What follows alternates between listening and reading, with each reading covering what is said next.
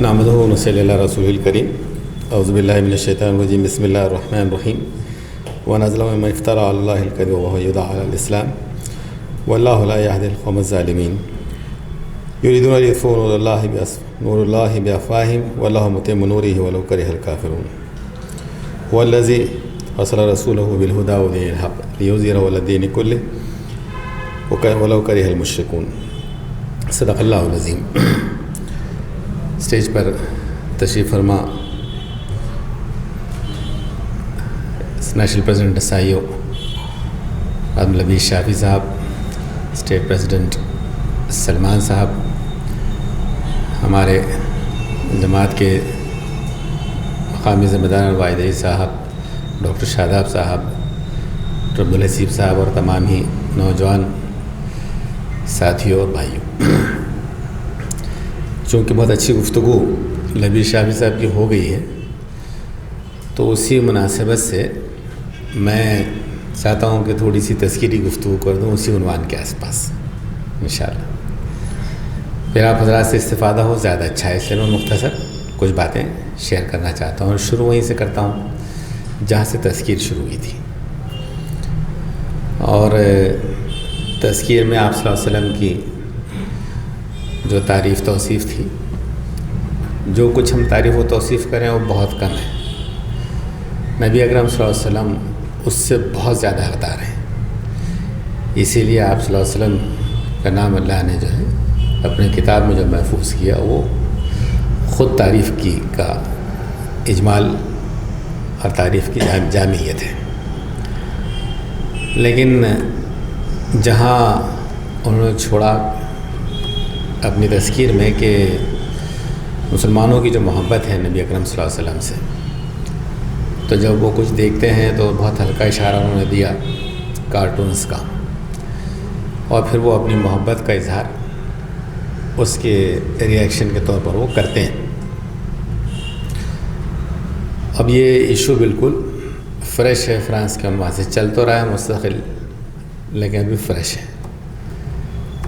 پھر میں شروع کے اسپیکر کے بعد لاسٹ میں آ جاتا ہوں۔ ہمارے بھائی عبدالحسیب صاحب کی جو توقعات آپ سے ہیں وہ بجا توقعات ہیں، اس لیے کہ ہم جیسے لوگ جو ہیں جو سینئر سٹیزن ہو چکے وہ بڑی حد تک اپنا وقت گزار چکے ہیں، اور جن لوگوں کو ٹیک اوور کرنا ہے اور ٹیک اوور کیے ہوئے ہیں، تو عبدالحسیب صاحب بھی بخوبی جانتے ہیں کہ اب جماعت اسلامی کی قیادت تقریباً عیسائی و قائدین کے ہاتھوں میں ہے، جو کور لیڈرشپ ہے وہ پوری عیسائیوں ہی کی ہے، اور ظاہر ہے ان کے نہیں ہاتھوں میں ہوگی تو پھر کس کے ہاتھوں میں ہوگی؟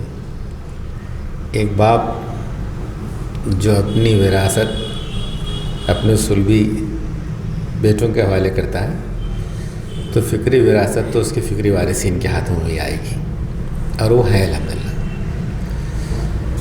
اور مجھے یہ اعتراف کرنے میں کوئی تکلف نہیں ہے کہ بہت سی ایسی چیزیں جو ہم جیسی نسلوں کو معلوم بھی نہیں تھی وہ عیسائیوں سے واقف ہے اور اس کے ازالے کے لیے کوشاں ہیں۔ لیکن ایک اعتراف یہ بھی کرتے چلیں ہم سب کہ مطلوب جو ہے، جو تھریٹ ہے سامنے، وہ بہت زیادہ وسیع الاطراف اور امپیکٹفل ہے، اور جو لوگ اس سے اوور کم کرنا چاہتے ہیں وہ ہیں ضرور، اور انہی سے امیدیں بھی ہیں، اور بلکہ وہی ان کی راہ کی رکاوٹ ہے جو اللہ تعالیٰ ان کے اعتبار سے اس کو ٹارگٹ کرنا چاہتے ہیں۔ جیسا صدر صاحب نے فرمایا کہ ڈیفرنٹ فوبیا ہوتے ہیں، تو وہ مریضانہ ذہنی ہے کہ وہ مرض کو دور کرنے کی بجائے وہ یہ حرکت کرنا چاہتا ہے جس سے کہ سب چیزیں ختم ہو جائیں۔ لیکن ہم بحیثیت دائی کے یہ محسوس کرتے ہیں کہ مریض تو مریضانہ سوچ ہی رکھے گا، سوال اس طبیب کا ہے کہ وہ اس مرض کا ازالہ کس حسن انداز سے، کس صورت کے ساتھ اور کس سلیقے سے کرتا ہے۔ وہاں کچھ میری ذاتی سمجھ یہ ہے کہ کچھ کمی ہے اس لیے کہ اصلاح کی ذمہ داری تو ہمارے سر ہے، اور جب ہمارے سر ہے اور اتنے سالوں تک اور دہائیوں تک خرابی پنپتی رہی،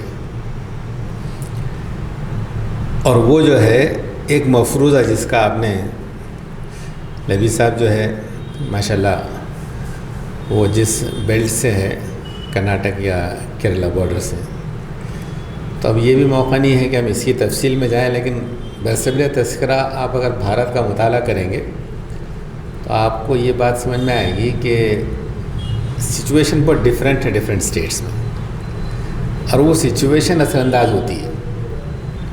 اس لیے کیرلا کے مسلمانوں کا جو لیول آف کانفیڈنس ہے وہ بھارت میں میری سمجھ کے مطابق سب سے اچھا ہے۔ وجوہات ہے، اس کی تفصیلات میں جانے کا موقع نہیں ہے، لیکن بڑی بات یہ کہی جا سکتی ہے کہ مختلف اعتبار سے، چاہے لٹریسی ہو، چاہے اکنامیکل امپاورمنٹ ہو، چاہے پولیٹیکل امپاورمنٹ ہو، وہ جو اجزائے ترکیبی ہیں جس کی قوت سے کوئی چیز تعمیر ہوتی ہے، تو کمپیریٹیولی کیرلا میں بہتر ہے۔ اس میں بہتر ہے تو ان کا لیول آف کانفیڈنس بھی دوسرا ہے۔ جب وہ سوچتے ہیں تو نارتھ کے لوگ سوچتے ہیں کہ یار ان کو معلوم بھی ہے بھارت کیا ہے، اور ایسا کریں گے تو کیا ہوگا پھر، تو ان کے سامنے پھر 50 اپریہنشنس ہوتے ہیں، اور اپنے تناظر میں وہ بھی بجا ہوتے ہیں اس میں۔ تب اس کا موقع نہیں ہے کہ ہم اس میں جائیں، لیکن یہاں جہاں ہم ٹھہرے ہیں یہ مہاراشٹر ہے، اور سچویشن میری سمجھ کے مطابق یہ بھی ہے کہ مسلمانوں کی صورتحال یہی ہے کہ نارتھ جتنا جائیں گے اتنا ویسٹ ہوگا، ساؤتھ جتنا جائیں گے اتنا بیسٹ ہوگا، اور درمیان میں جو رہے گا وہ درمیانی صورت ہوگی۔ اس کو ہم اعتدال تو نہیں کہہ سکتے، لیکن کیفیت کی درمیانی کیفیت پائی جاتی ہے۔ اس لیے ہم نہ ادھر ہیں نہ ادھر ہیں، اللہ کا شکر ہے، نہ نیچے جیسے نہیں ہیں تو اوپر جیسے بھی نہیں ہیں۔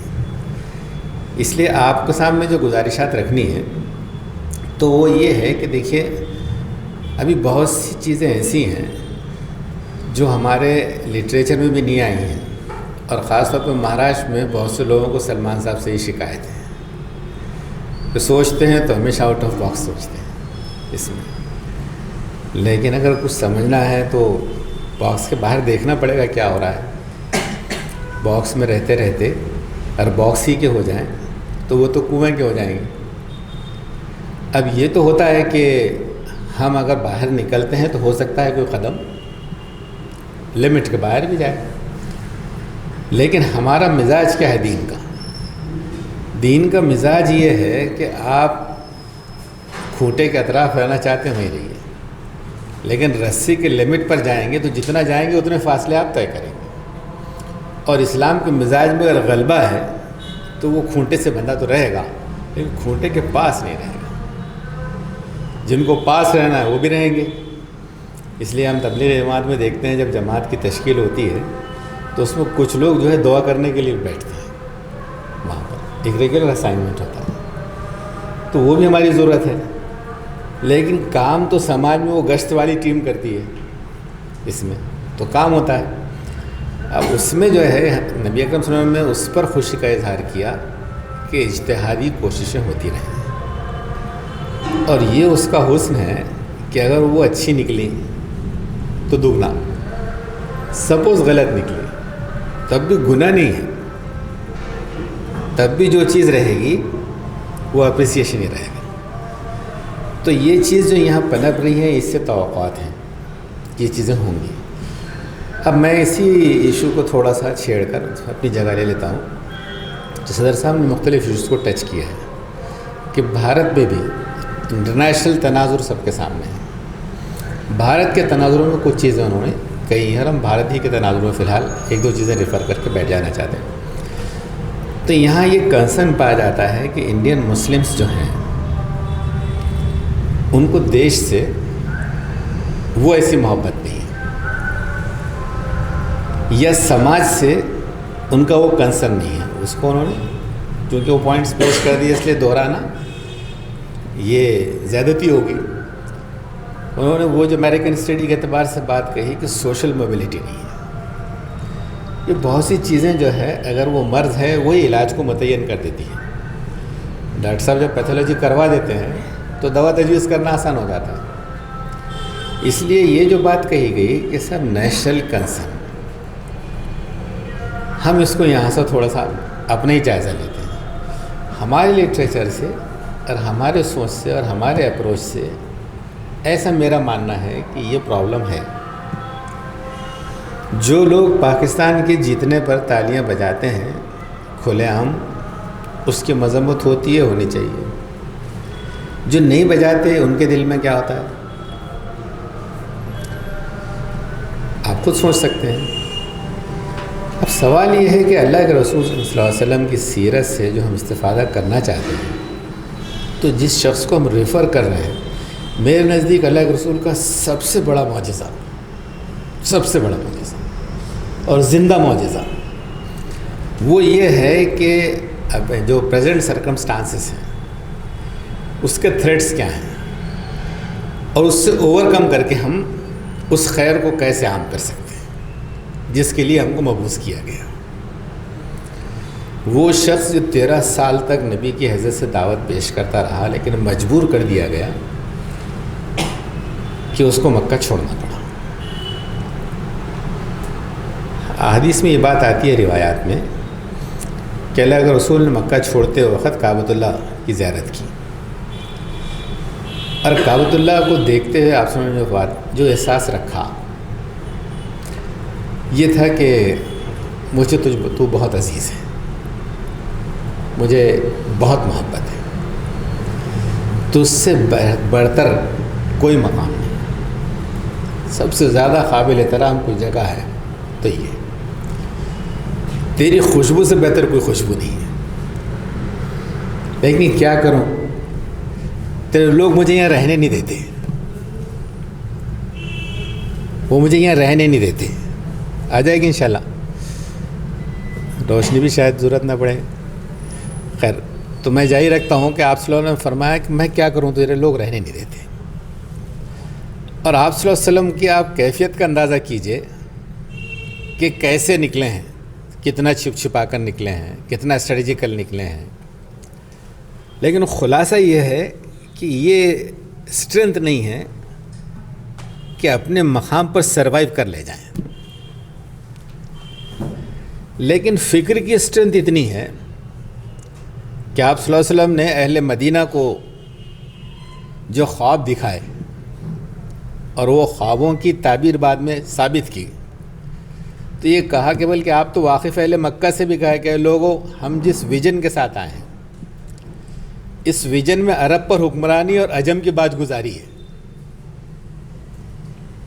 یہ بھی موقع نہیں کہ ہم احادیث سے ان روایات کو تازہ کریں کہ عتبہ کی سفارت میں عتبہ نے جو بات چیت کی اور بعد میں جا کر جو اس نے سمرائز کیا، تو اس کا جملہ بھی یہ ہے کہ قریش محمد کو اس کے حال پر چھوڑ دو. میں نے جو اس کی بات سنی ہے، اس کی بات میں جو ویژن ہے، اگر وہ کامیاب ہو گیا تو اس کی کامیابی تمہاری کامیابی ہوگی، اور اگر وہ کامیاب نہیں ہوا تو تم جو اس کو ہلاک کرنا چاہتے ہیں اس کو خود عرب نے ہلاک کر دیں گے. تم کیوں ہلاک کرتے ہو؟ میں ایسی 2-3 ریفرنسز دے کے اپنی درخواست کر کے بات کو سمیٹنا چاہوں گا. اور وہ یہ ہے کہ جیسے میں نے یہ ریفرنس دیا، پھر آپ دیکھیے کہ جو دونوں بیعتیں ہیں اہل مدینہ سے، بیعت عقبہ اولیٰ اور بیعت عقبہ ثانیہ، علماء نے اس کی 2 اور نام دیے ہیں اصحاب سیر میں. اور پہلی بیعت کو وہ کہتے ہیں بیعت النساء اور دوسری بیعت کو کہتے ہیں بیعت الحرب. بیعت النساء میں جن کنڈیشنز پر بیعت ہوئی ہے وہ کنڈیشنز جو ہیں وہ یہی ہے کہ صاحب عقیدہ کیا ہوگا، اخلاق کیا ہوگا، اس پر بات ہے. یہ عقیدہ و اخلاق تو عورتوں کا بھی ہوگا، مردوں ہی کا نہیں ہوگا، عورتوں کا بھی ہوگا. یہاں ٹھہر کر میں اس کو یہ 2 الفاظ میں ایڈ کرنا چاہتا ہوں کہ جس دین کو ہم لے کر چل رہے ہیں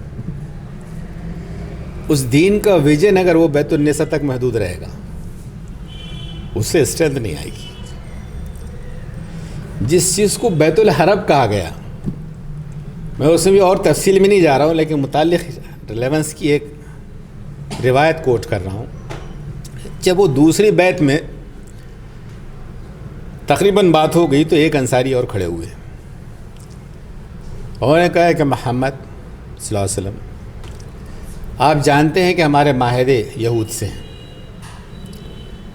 اور وہ ہمارے حلیف ہیں اور وہ الائنسز ہی ہماری اسٹرینتھ ہے، لیکن آپ کا کی تائید کرنے کا مطلب یہ ہے کہ وہ الائنسز کو ختم کرنا اور آپ کے ساتھ آنا، اور آپ کی جو دعوت ہے اس پر ہم کو اعتماد ہے، اور اس کا نتیجہ یہ ہوگا کہ اللہ جب اگر آپ کو طاقت دے دے تو کیا آپ مکہ لوٹ جائیں گے؟ اور ہمارے جو پھر وہ معاملات تھے وہ تو وہی رہ جائیں گے. اللہ کے رسول کا جو جواب ہے، یہ جواب ویژن ہماری گفتگو میں شاید کیا آتا ہو. یہ میرا کوئی ایسی تحقیق ہونا اور اپنی سوچ نہیں ہے. ہم تو وہیں سے روشنی لیتے ہیں جس کو ہم جو ہے اسوہ کہتے ہیں. اور اسوے کی نوعیت یہ ہے کہ آپ صلی اللہ علیہ وسلم نے جواب میں کہا ہے کہ انصار میں آخر وقت تک تمہارے ساتھ رہوں گا، تم جس سے معاہدہ کرو گے میں اس سے معاہدہ کروں گا، تم جس سے صلح کرو گے میں اس سے صلح کروں گا، تم جس سے جنگ کرو گے میں اس سے جنگ کروں گا. اے انصار جہاں تمہارا خون گرے گا وہاں میرا خون گرے گا، اور تمہاری حرمت میری حرمت ہوگی. یہ حوصلہ جو ہے نا بہت سے تقاضے چاہتا ہے. اور پھر میں اسی کنسرن میں پھر دوسری تفصیل میں نہیں جا کر اس روایت سے یہ عرض کرنا چاہتا ہوں کہ آپ صلی اللہ علیہ وسلم تو سیدنا ابراہیم علیہ السلام کو اپنا جد مانتے تھے ہیں، اور ابراہیم نے تو وہ سارا معبودان باطل کا مرکز تھا اس کو تہس نہس کر دیا تھا. اللہ کے رسول نے ویسا نہیں کیا تھا. تو میں جس کو معجزہ مانتا ہوں وہ یہ ہے کہ آپ سچویشن کو ریئلائز کیجئے، اس کو انالائز کیجئے، اس سے اوور کم کرنے کے لیے سنت کو اپلائی کیجئے. وہ آپ کو تحمل بھی دے گی، وہ آپ کو ترکیب بھی بتائے گی، وہ آپ کی تربیت بھی کرے گی، وہ آپ کی تنظیم کو مستحکم کرے گی. اور پھر وہ ویژن جو ہوگا اس کے لیے اتنی بھیڑ کی توقع کبھی نہیں کی گئی کہ ہماری یہاں پر تعداد اتنی ہے چاہے ہم مائنورٹی ہوں. سیرت کا حسین پہلو میں سے ایک حسین پہلو یہ ہے کہ وہ جو الائنس جس کی بات کی صدر صاحب نے، اس کے بارے میں ڈاکٹر حمید اللہ نے لکھا کہ وہاں جو گروپس تھے اس وقت مدینہ کی آبادی 10,000 پلس تھی. وہ 10,000 پلس میں 5,000 پلس جو ہے یہودی تھے، لیکن آپ یہ جانتے ہیں کہ وہ بہت ڈیفرنٹ تھے، بنو قینوقا، بنو نذیر وغیرہ وغیرہ. تو وہ بھی تعداد اچھی خاصی رکھتے ہوئے پراسپیرس رہنے کے باوجود، چاہے ان کے پاس تیل کے کنویں نہیں نہریں بہتی ہوں، لیکن اب ان کے پاس بھی وہ ویژن نہیں تھا. تو مسلمان کتنے تھے؟ مسلمان جسٹ 500 تھے، لیکن وہ 500 نے لیڈ کیا تھا، اور لیڈ کر کے وہ سارے راستوں کو ہموار کیا تھا. اور ہموار کرنے کے بعد پھر جب یہ باری آئی کہ جب مکہ فتح ہوا تو پھر مقابل میں کوئی قوت نہیں بچی تھی، کوئی قوت نہیں بچی تھی. اور اس وقت مسلمان اس حیثیت میں نہیں آئے تھے نا کہ چونکہ ان کے پاس ہتھیار ہے، ان کے پاس تعداد ہے. وہ تو بعد میں بھی مسلمان بہت کم رہے. بعد کی ساری روم و ایران کی تاریخ دیکھ لیجئے کہ وہ اسباب اور تعداد میں کتنے تھے اور یہ اسباب و تعداد میں کتنے تھے. لیکن ان کا شعور، ان کی کوالٹی، ان کی تنظیم، ان کا ویژن، اس نے پھر کسی رکاوٹ کو شمار نہیں کیا. غرض آخر میں اسی بات کو میں یہ کہتے ہوئے کہ آپ صلی اللہ علیہ وسلم نے مکہ فتح ہونے کے بعد بھی مکہ میں سیٹل نہیں کیا، بلکہ جہاں رہے اس مقام کو حرم بنا دیا. اللہ تعالیٰ نے اگر ہم کو یہاں مبعوث کیا ہے، میں لفظ مبعوث استعمال کر رہا ہوں، تو اللہ تعالیٰ کوئی کام عبث نہیں کرتے ہیں. وہ جو کرتے ہیں بہت سوچ کے کرتے ہیں. سوال ہمارے وجود کا ہے کہ جہاں ہمارے بارے میں اتنی نفرت ہو کہ لوگ ہم کو مار دے، بھیڑ مار دے، تو بھیڑ میں کسی کو ہمدردی نہیں ہوتی. آج بھی جو سچویشن ہے وہ واقعات گنا کے پھر میں وہی تقریر کرنے لگوں گا، تو میں نے کہا مجھے تذکیر کر کے بیٹھ جانا ہے. لیکن آج بھی سچویشن یہ ہے کہ صرف طلاق اور صرف مسجد اور مندر کا ایشو نہیں. اب جو تھریٹ آپ کو لاحق ہے وہ تو آپ کی شہریت کا ہے کہ آپ کی اسٹیٹس کو باقی رکھا جائے نہیں باقی رکھا جائے. یہ دستور جس کا ہم حوالہ دیتے ہیں، دستور کی ان دفعات کو باقی رکھا جائے نہیں رکھا جائے. جن چیزوں کو آپ پروٹیکٹ کرنے کی ضرورت محسوس کرتے ہیں، اس پرابلم یہ ہوتا ہے کہ ہم چیزوں کو مجبوری بول کے لیتے ہیں. کچھ مجبوریاں تو ہو سکتی ہیں لیکن وہ حقیقتیں ہیں. آپ تو اٹھے تھے صاحب باطل کو مٹانے کے لیے، جمہوریت باطل، سیکولرزم باطل اور فلاں باطل، لیکن پھر ڈیموکریسی کو سیو کرنے کے لیے آ گئے. نہیں صاحب، ہماری مجبوری ہے. اگر مجبوری ہے تو پھر دوسرے کیوں آپ کا ساتھ دیں؟ آپ اسٹریٹجیکلی مجبوری مانتے ہیں تو آپ کا ساتھ کیوں دیں؟ آپ کو کنسیپچولی کلیئر ہونا پڑے گا. آپ کا ساتھ کیوں دیں؟ یعنی کل آپ کو طاقت مل جائے گی تو آپ لے کر آئیں گے نظام مصطفیٰ، تو آج ہم کو اجازت کیوں نہیں دیتے آپ؟ ہم کو بھی رام راج کی اجازت کیوں نہیں دیتے آپ؟ تو آپ کیا چاہتے ہیں کہ ہم اسٹریٹجی کا بھی بات نہ کریں؟ اس کا مطلب کہیں نہ کہیں آپ کے دو چہرے ہیں، کہیں نہ کہیں دو چہرے ہیں. آپ ایک اور چیز بول رہے ہیں اور ایک چیز سوچ رہے ہیں. اگر سوچ بہت طاقتور ہے تو بولیے بھی اسی کو. یہ تو کمزوری ہوگی نا کہ آپ اپنی چیز کو ڈیفائن نہیں کرنا چاہتے. ہم یہ سمجھتے ہیں کہ اللہ کے رسول صلی اللہ علیہ وسلم جب مبعوث ہوئے تو ایسا نہیں ہوا کہ جو موجودہ روایات اور قوانین تھے سب کو آپ نے یک قلم مسترد کر دیا ہو.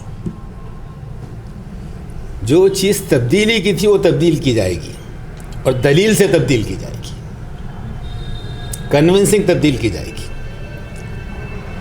اور لوگ ماننے پر مجبور ہوں گے.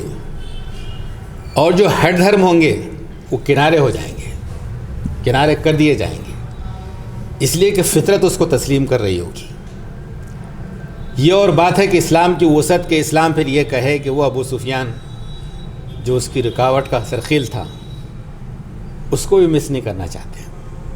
کتنے ہی ہمارا دشمن ہو، کسی کو ہم اگر ڈاکٹر ہے تو ہم اس کو بحیثیت مریض کے دیکھتے ہیں، بحیثیت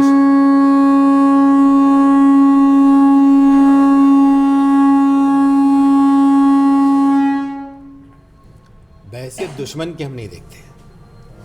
اس لیے اس کو اعزاز بخش کے کہیں گے کہ جو اس کے گھر میں پناہ جس نے لیا اس کو بھی تحفظ حاصل ہے. اس کے لیے بہت ویژن چاہیے، بہت کیپیبلٹیز چاہیے، بہت پریپریشن چاہیے، اور وہ سب چیزوں کا نام ہی سنت ہے، اسی کا نام سنت ہے. اس پر مزید گفتگو ہونی چاہیے کہ ہم کیسے اس کو اپنی اسٹرینتھ میں بدلیں اور ہم اس ملک کی ضرورت بن جائیں، اس ملک کی ضرورت بن جائیں. اس ملک کو عدل و قسط سے جو بھرے گا اللہ تعالیٰ امامت اس کے ہاتھوں میں دے گا.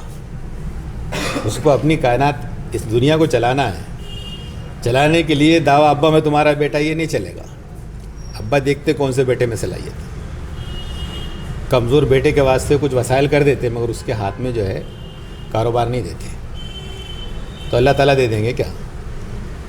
تو یہی ہے کہ اسی میں نے اپنی دانش میں اس بات کی کوشش کی کہ اس ملک کو، اس ملک کے نظام کو، اس ملک کے سماج کو سمجھیں اور سمجھ کے پھر اس ترتیب کے اعتبار سے اپنے آپ کو اٹھا لیے کہ یہاں پر اس کا ازالہ اور اس کی ضرورتوں کی تکمیل ہم کر سکیں.